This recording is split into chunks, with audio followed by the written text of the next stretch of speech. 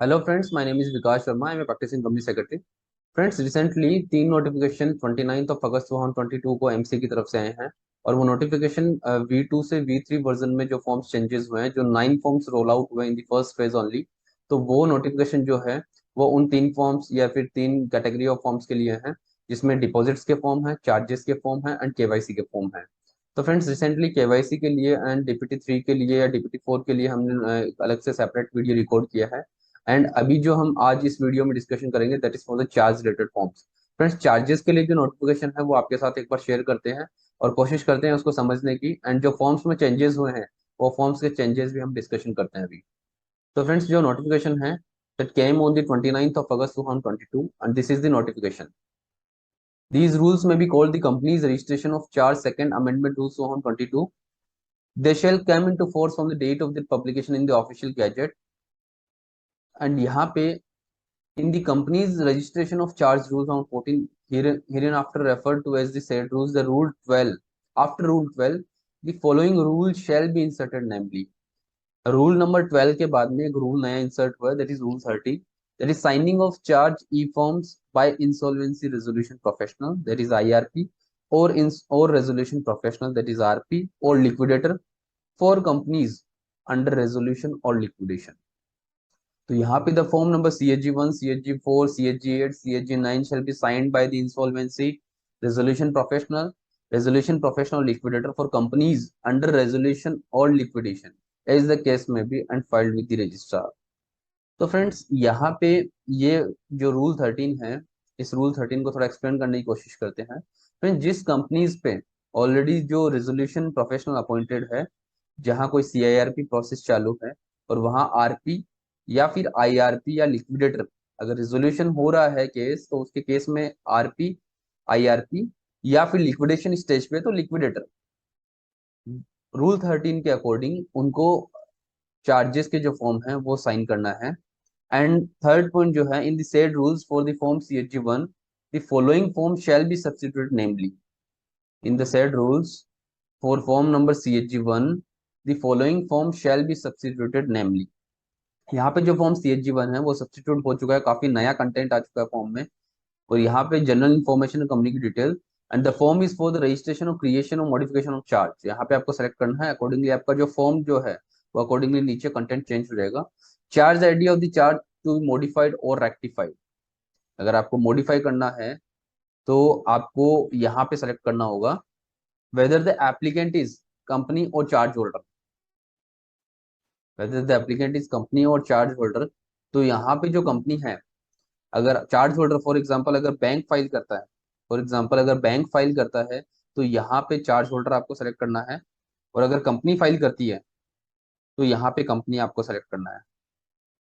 Okay friends, तो यहाँ पे ये जो इम्पोर्टेंट डिस्कशन है, यहाँ पे नीचे जो डिटेल्स ऑफ चार्ज इंस्ट्रूमेंट है यहाँ पे आएगी। यहाँ पे detail of instrument, date of the instrument creating और modification of the charge. And उसके बाद में फिफ्थ पॉइंट के बाद में यहाँ पे जो चेंजेस है that is changes in the seventh point, type of charge. Friends, generally इतने सारे जो पॉइंट्स और कंटेंट्स होते हैं वो पहले वाले फॉर्म में नहीं था V2 वर्जन में, बट यहाँ पे काफी डिटेल में डिस्कशन किया गया। इमूवेबल प्रॉपर्टी और any interest there in residential अलग है, सेपरेटली है। कॉमर्शियल अलग है। मूवेबल प्रॉपर्टीज में इक्विटी एंड मशीनरी अलग है, इन्वेंट्री अलग है, शिप और एनी शेयर इन शिप अलग है, मोटर व्हीकल अलग है। तो यहाँ पे जो कंटेंट है V3 के अंदर टाइप ऑफ चार्ज में, वो काफी एक्सपेंडेबल है। यहाँ पे आप देख रहे होंगे इंटेंजिबल के लिए भी सेपरेट सिलेक्शन है, गुडविल अलग है, पेटेंट अलग है, लाइसेंस अलग है, कॉपीराइट अलग है, IPR अलग है।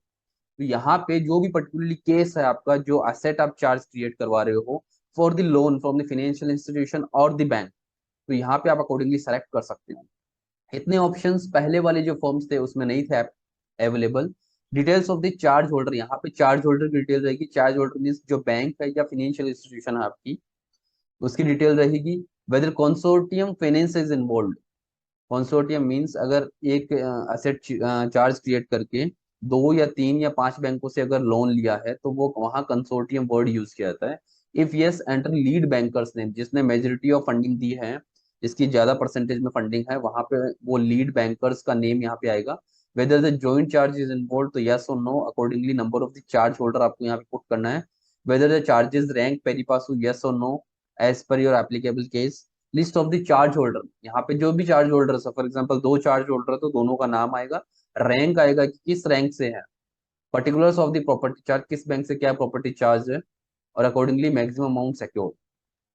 9th पॉइंट में particulars of the charge holder की डिटेल रहेगी यहाँ पे, and accordingly maximum details of the charge, यहाँ पे डिटेल्स की चार्ज है, maximum amount of secured by the charge, ये जनरल इन्फॉर्मेशन है जो कि ऑलरेडी V2 वर्जन के जो फॉर्म्स थे उसमें भी एप्लीकेबल थी। एंड यहाँ पे एसेट की डिटेल्स आएगी जो कि ऑलरेडी जो वर्जन 2 के फॉर्म्स है उसमें अवेलेबल थी। और यहाँ पे आपको इन्फॉर्मेशन डालनी है, जो लोकेशन है आपका लेटीट्यूड एंड लॉन्गिट्यूड के साथ, जो भी ये जो मेन प्रॉपर्टी की डिटेल्स है, area of plot, latitude longitude village town, ये आपको पुट करना है यहाँ पे, जो कि बेसिकली आपको चार्ज होल्डर या फिर जो भी क्लाइंट रेस्पेक्टिव क्लाइंट होता है वो आपको डिटेल दे देगा। एंड यहाँ पे whether any of the property और interest there in under reference is not registered in the name of the company, yes और नो, बिकॉज ये जो पॉइंट है ये काफी पॉइंट्स जो है मैंडेटरी पॉइंट्स है। एंड अकॉर्डिंगली अटैचमेंट्स लगाने हैं यहाँ पे, इंस्ट्रूमेंट ऑफ द क्रिएशन और modification of the charge.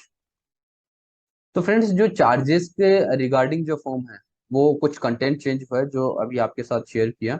And accordingly आपको फॉर्म सर्टिफाई करना है, एंड सर्टिफाई करने के बाद में आपको ये फॉर्म एमसी की साइट पे अपलोड करना है। अकॉर्डिंगली जो चार्ज का फॉर्म है that is on the SCP mode, जैसे ही आप फॉर्म CHG1 फाइल करते हो फॉर द क्रिएशन और मॉडिफिकेशन ऑफ द चार्ज, वो फॉर्म आपका इंस्टेंटली एसटीपी मोड पे अप्रूव हो जाता है, और उसको और अप्रूव होने के बाद में उसका सर्टिफिकेट भी इंस्टेंटली मेल पे जनरेट हो जाता है। तो फ्रेंड्स इस तरह से CHG1 हमने डिस्कस किया है, और भी काफी पॉइंट्स हैं चार्जेस के फॉर्म्स, वो हम एक नेक्स्ट वीडियो में आपके साथ डिस्कस करेंगे। फ्रेंड्स जो CHG1 में चेंजेस हुए हैं वो माइनर चेंजेस है। आप देख सकते हो जो कंटेंट है, कंटेंट को थोड़ा एक्सपेंड किया है, और डिटेल्स में चार्ज होल्डर की डिटेल्स है, या फिर रैंक्स किस तरह से चार्ज होल्डर्स की, फॉर एग्जांपल अगर कंसोर्टियम है या जॉइंट चार्ज होल्डर्स है तो उनकी जो डिटेल्स हैं उनको भी आपको डिटेल में एक्सप्लेन करना है।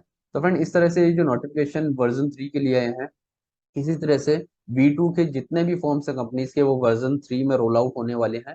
फर्स्ट फेज में 9 फॉर्म्स को रोल आउट किया है, जिससे स्टेक होल्डर्स या फिर प्रोफेशनल्स है वो अवेयर हो जाए कि V3 में किस तरह से वर्किंग होगी for the companies and LLPs। Recently March में LLP के लिए वर्जन 3 लॉन्च हुआ था, लेकिन कंपनीज के लिए अभी ये 9 फॉर्म्स जो है वो इनिशियल फेज में लॉन्च हुए हैं, रोल आउट हुए हैं। तो इनमें कहीं आपके कोई टेक्निकल इश्यू आती है तो आप हमें कमेंट बॉक्स में बता सकते हो। और हमारे जो वीडियोज हैं हम रेगुलरली अपडेट्स करते रहते हैं स्टेक होल्डर्स को, डायरेक्टर्स को और यंग प्रोफेशनल्स को, तो आप हमारा जो चैनल है सब्सक्राइब भी कर सकते हो। Friends thank you so much for watching this video.